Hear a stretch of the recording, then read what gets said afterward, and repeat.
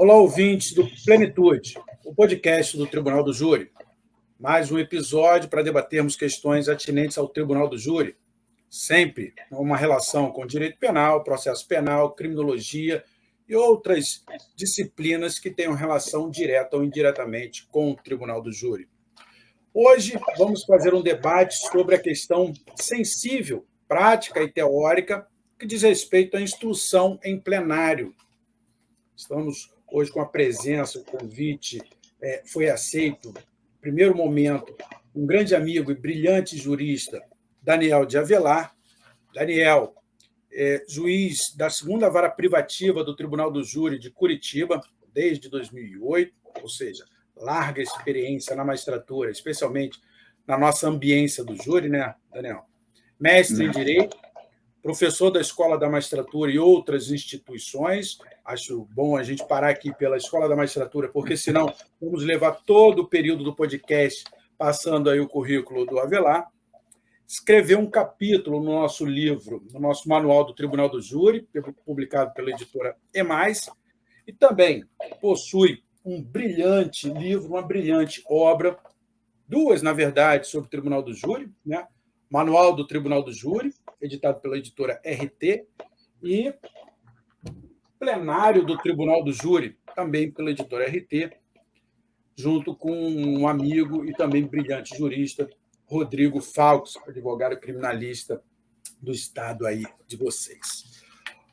Avelar, quem atua todos os dias no Tribunal do Júri, nós atuamos, né? Eu como defensor público, você como juiz, nós sabemos muito bem que a questão da instrução em plenário é algo necessário de ser debatido, seja no aspecto teórico, e todos os enfrentamentos e problemas práticos que nós observamos no dia a dia.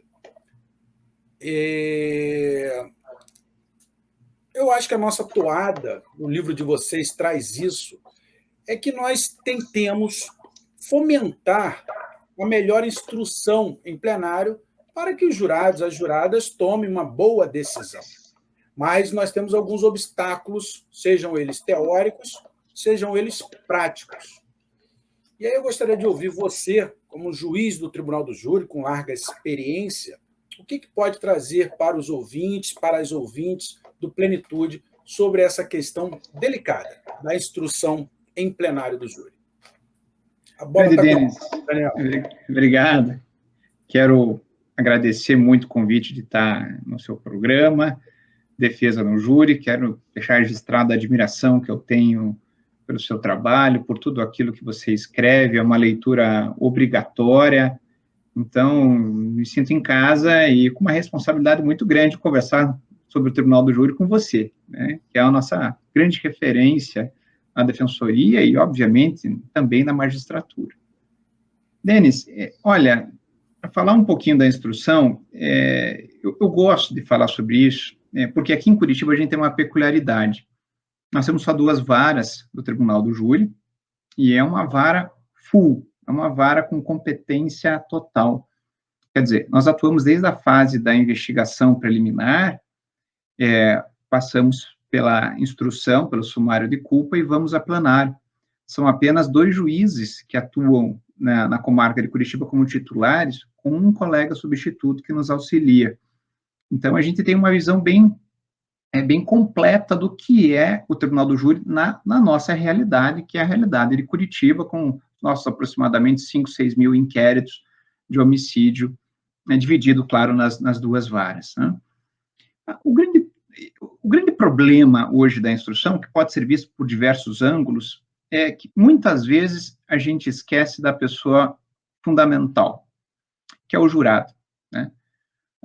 Muitas vezes a gente vê em plenário uma preocupação das partes e, às vezes, também do juiz, ao fazer parte dessa instrução, daqui a pouco vamos falar um pouquinho sobre isso, de um certo tecnicismo ou partindo-se da premissa de que os jurados vivenciaram o que eles vivenciaram desde a fase da investigação preliminar, obviamente, da instrução em plenário.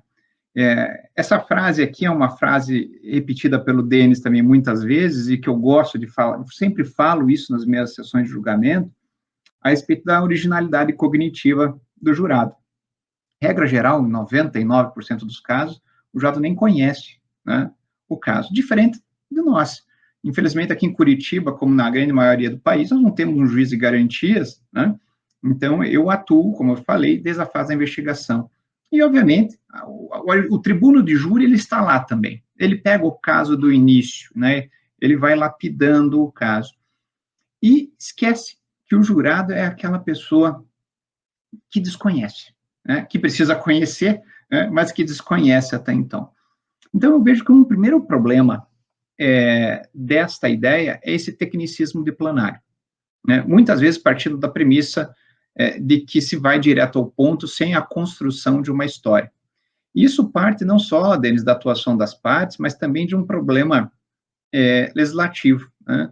Ao tempo pré-2008, na época que eu era, inclusive, estagiário antes do Tribunal do Júri, em 96, eu era estagiário da Savar, nós tínhamos o primeiro contato do jurado com o caso, com aquele famoso relatório judicial, né? O juiz colocava o processo em cima das pernas ali, ia folheando e ia contando sobre o caso, fazendo um relatório. Na sequência, a lei optou, né, por entregar para o jurado uma cópia de duas peças, né? A peça que é um relatório e cópia da decisão de pronúncia ou decisões posteriores que a confirmaram. Veja que, se isso de um lado contribui com um afastamento do juiz, às vezes do perigo dessa linguagem inicial do magistrado, daquilo que ele vai pensar, porque não se sabe aquilo que ele iria pensar para conversar com os jurados, o fato é que, por exemplo, entregar para o jurado a decisão de pronúncia, que muitos grafam como sentença de pronúncia, nós sabemos que não é, uma decisão interlocutória mista não terminativa, já cria um problema inicial, né? Porque o jurado olha a sentença de pronúncia e vê, poxa, materialidade demonstrada, há sérios indícios de autoria. Então, quando você entrega um documento para o jurado, e não explica a situação do acusado naquele momento, como ele chegou ali, porque ele está ali, primeiro já há um problema. A linguagem também utilizada na pronúncia também é uma linguagem, de certa forma, técnica, o emprego de jurisprudências, de alguns verbetes que nós utilizamos, é uma linguagem pronta. E isso é muito ruim. Então, assim, me parece que a gente poderia pensar nessa instrução em plenário de uma outra maneira. Gosto muito, Denis, eu não sei qual é a sua opinião a respeito, né, das falas iniciais do sistema norte-americano, os preliminary statements, né, porque isso tira esse tecnicismo, né, e você traz uma linguagem realmente das partes, aquilo que o Ministério Público desejar aprovar para o jurado, né, a sua mensagem inicial, e aquilo que a defesa vem a refutar, o que existia, de certa maneira, anteriormente, com a leitura do libelo, né, que hoje não existe mais. Então, me parece que esse é um ponto que a gente deve pensar para buscar um aprimoramento do melhor conhecimento do jurado, longe daquilo. Porque veja que interessante, Denis, a lei determina que seja feita a entrega para os jurados da pronúncia e do relatório, e nem determina que eles façam a leitura. Não tem previsão no código de suspensão da sessão plenária para leitura, né? E isso nós fazemos. Não sei como é a sua realidade aí, mas nós paramos por um certo período de tempo. Se, na verdade, se fosse para ler tudo, talvez com um acórdão, isso levaria umas 2 horas para o jurado entender. Então, por que não amaciar esse tecnicismo com uma fala inicial que hoje não tem previsão, estou dizendo para ser feita, mas é uma coisa para a gente pensar. Denis, me conta, como é que é feito aí no Rio de Janeiro? Vocês param também? Não paramos. Você, antes de eu falar essa questão, de abordar essa questão, você nos diz que você atua em 50% dos casos de homicídio em Curitiba. Eu, como defensor, atuo, né, basicamente em 25%, porque aqui no Rio de Janeiro são 4 varas privativas do júri, que segue a mesma linha de vocês, tá? Desde a investigação até a decisão, depois eventuais recursos ao tribunal, isso aí é para todos os estados, mas 25% dos casos acaba sendo, por nós, né, enfrentados. Eu, Defensoria Pública, não são os 25%, porque nós temos advogados, advogadas que atuam. Sabemos que a maioria dos casos acaba sendo da Defensoria por diversos fatores, a gente não precisa enfrentar isso aqui. Mas, nesse ponto, Avelar, eu queria trazer uma questãozinha. O júri, que é um tema que a gente sempre... e, aliás, é uma instituição que a gente preza bastante, somos estudiosos do tema, gostamos, portanto, e além de elogiá-lo, criticamos os pontos negativos, mas muitos criticam também o júri num ponto, como eu posso dizer, único. O júri está equivocado no sistema de justiça, por diversos fatores. Um deles, dizem alguns críticos, demora demais. E aí, utilizando um linguajar coloquial, demora demais. Mas o problema todo que você me traz, e eu ratifico por aqui, muitas das vezes é uma gestão de justiça, né? De administração da justiça. Porque, veja, em Curitiba, nós temos duas varas, 50% do júri e 50% para a primeira e para a segunda vara. No Rio de Janeiro, que você sabe muito bem, que é uma sociedade que vivencia problemas sociais, nós temos 4 varas só, para todo esse mundo. Então, a questão da demora, entre aspas, do trâmite processual muito passa pela gestão de administração da justiça. Esse é um ponto que a gente tem que sempre falar para rebater algumas críticas, especialmente na primeira fase. Mas, do que diz respeito à instrução, nós não fazemos essa leitura inicial. Havia, antes de 2008, eu lembro muito bem, como você, fui estagiário lá da terceira vara criminal, depois eu fui titular da terceira vara criminal, hoje eu sou titular da segunda vara criminal, do Tribunal do Júri, mas quando eu era estagiário, eu me recordo uma vez, num julgamento, que ele levou dias, e a metade dos dias era a leitura do processo. Os processos grandes, imensos, o Meirinho, que falavam na época, né, fazia aquela leitura grande, tá? Cansava todo mundo, inclusive os tomadores de decisão. Eu acho que essas leituras elas não são boas, não são positivas. Então, essa exclusão legislativa em 2008, eu acho que foi positiva para o trâmite processual e é uma tomada de decisão. Mas concordo contigo, concordo, vírgula, refletindo sobre outros pontos, vírgula, de que nós deveríamos ter uma delimitação das questões levadas em plenário. Quanto à leitura de peças, eu tenho outro problema.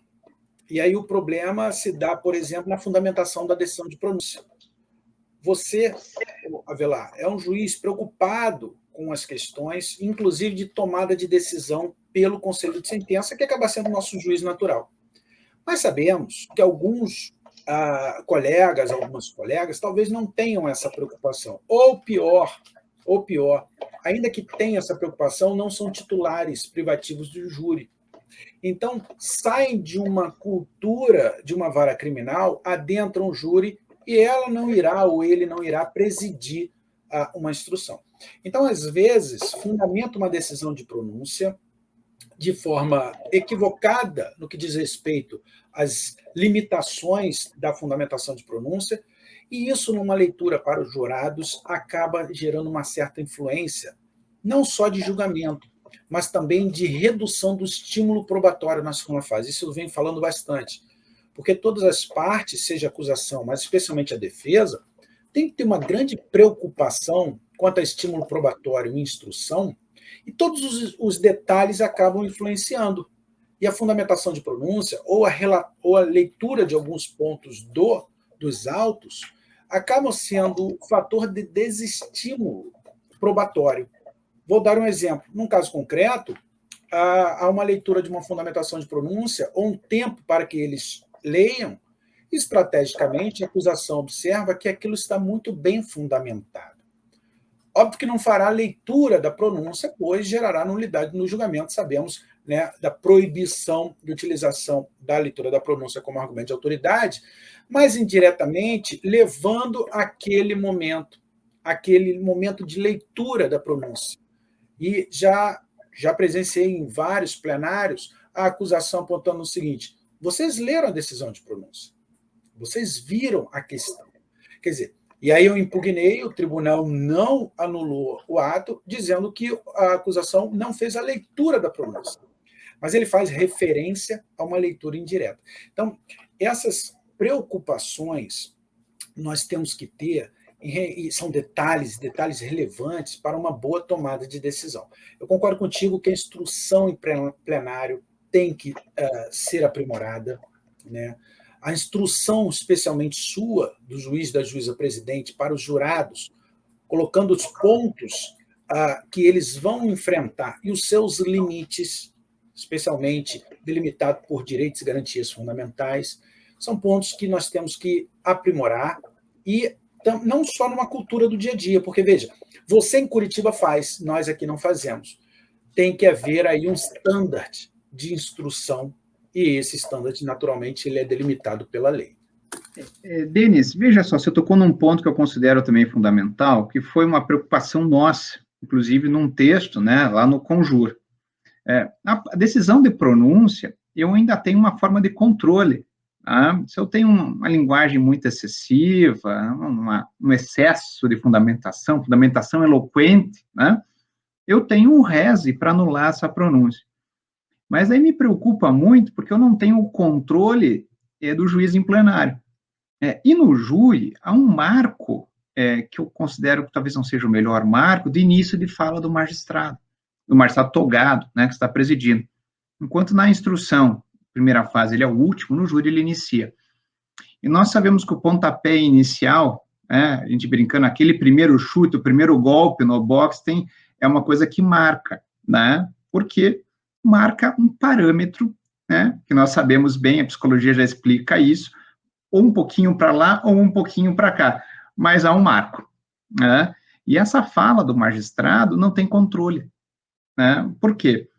Dependendo do que o juiz disser, como ele chamaram o acusado, né, nós estamos tendo essa discussão nos Estados Unidos, falávamos disso sobre esse dia, eu posso chamar o réu, posso chamar a vítima de certas alcunhas, ou chamar a vítima de vítima.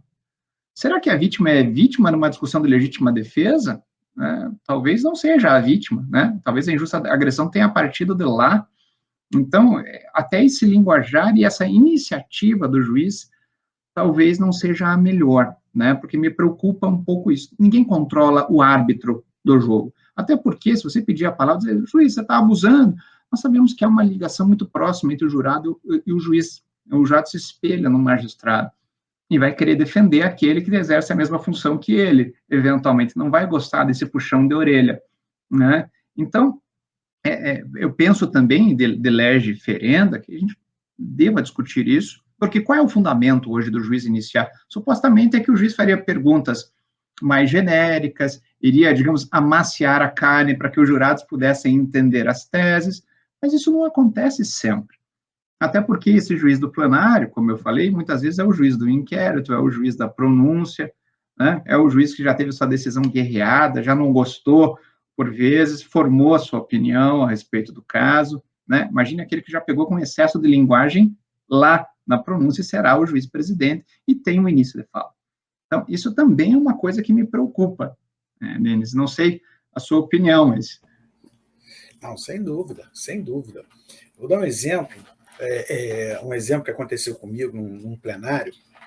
O fato aconteceu no Carnaval e houve lá uma imputação de homicídio e sequestro. E na qualificação do réu, o juiz faz a seguinte pergunta: qual a sua profissão? Aí ele, músico. O juiz pergunta, qual o instrumento? Aí ele, eu toco pandeiro, eu toco isso, toco aquilo. Então é sambista. Aí o jurado parou e falou, de fato, sambista. E foi. O fato aconteceu no Carnaval. E aí ele perguntou, mas o que você estava fazendo nesse local, nessa época? Era Carnaval. Aí o réu responde, mas eu não gosto de Carnaval. Aí o juiz afasta a cadeira e fala, opa, é a primeira vez que eu vejo um sambista que não gosta de Carnaval. Veja, eu impugnei, recorri, não surtiu efeito, e por óbvio, a primeira bola, como você deu, o primeiro golpe, como você falou, foi aquele definitivo, claro. Quando o juiz aponta que a primeira vez que vê um sambista que não gosta de Carnaval, ele está dizendo para os jurados, esse réu está mentindo sobre todos os fatos. Então, essa limitação, eu acho que também tem que estar prescrita, porque o artigo 497 identifica lá, você sabe muito bem, Isso identifica os poderes, né, de presidência do juiz, mas não faz quanto às suas limitações, e acaba sendo um ato de plenário, de poder de atuação importantíssima, que surte efeitos direto e indiretamente no conselho de sentença, que não tem controle. E o controle acaba sendo, que nós já debatemos, inclusive na coluna do Conjur, também esqueci de falar, né? Avelar, junto com o Rodrigo Faux, todo sábado publicam. Agora eu também estou fazendo parte, aceitei o convite dos grandes colunistas do Conjur. Todo sábado vamos publicar um artigo já estão fazendo um artigo sobre o Tribunal do Júri, e são questões que a gente tem que refletir mais, né, Avelar? São questões que surtem efeitos em plenário, surtem efeito para uma boa ou uma má tomada de decisão, e todo o nosso esforço não é para que tenhamos absolvições, condenações, é para que tenhamos um processo justo, e para que minimizem todas essas críticas, em algumas delas injustas, ao Tribunal do Júri. Para nós encerrarmos, tem algum pontinho para a gente, porque o nosso tempo, eu acho que esse vai ser o episódio de maior duração, mas o papo está tão bom. Você está sem microfone. A audiência está estourando aqui, mas eu queria pegar um outro ponto com você, quem sabe a gente marca isso logo na sequência, para a gente falar da exclusão do inquérito policial e daquilo que nós colocamos, pelo menos que eu coloquei lá, para a gente pensar, né? Seria melhor sair da exclusão? Quando utilizar o inquérito? O juiz de garantias, talvez? Como que isso poderia ser utilizado em plenário? Aquele negócio que a vítima morreu, está faltando com a verdade, a falso testemunho, posso ir lá buscar? Como impedir que a parte junte? Né? Como impedir que as peças tenham feito referência ao inquérito, ele transcreve o inquérito? Né? Essas questões são sensíveis, a gente pode marcar logo na sequência aqui, para a gente conversar, sabe, sobre isso. Eu acho que é legal. Não, sensacional, já vou conversar com todos e todas, né, que participam do Plenitude. Você vai ser o nosso novo convidado, vai ser um novo antigo convidado. Vamos convidá-lo para mais episódios, sem dúvida. Foi ótimo, Avelar, ótimo. Estamos gravando aqui, esse podcast está gravado, depois a gente pode disponibilizar o vídeo. Muito legal, debate muito bacana. Nós temos que te agradecer bastante por esse bate-papo, um bate-papo que tenho certeza absoluta que os ouvintes, as ouvintes vão gostar bastante e vão refletir, porque são questões que merecem maiores reflexões. Amigo, muito obrigado. Eu que agradeço, Denis. Ótimas audiências, está aí no intervalo de uma audiência para nós gravarmos. Faz parte, né? Vara quase que única, a gente tem que cruzar e na área cabecear, né? Cobrar o escanteio. Denis, sou seu fã, me convide que eu venho, faço e aprendo muito com toda essa discussão. O júri é um instrumento em eterna construção, né? Sem dúvida. Nós nem chegamos ainda a falar sobre as limitações de tese em plenário, e tem muita coisa para falar, né? Muito. E são muitos episódios. Tá bom. Meu amigo, muito obrigado. Muito obrigado por participar aqui no Plenitude. Obrigado a vocês. Tribunal do Júri. Forte abraço. Grande abraço. Valeu. Valeu.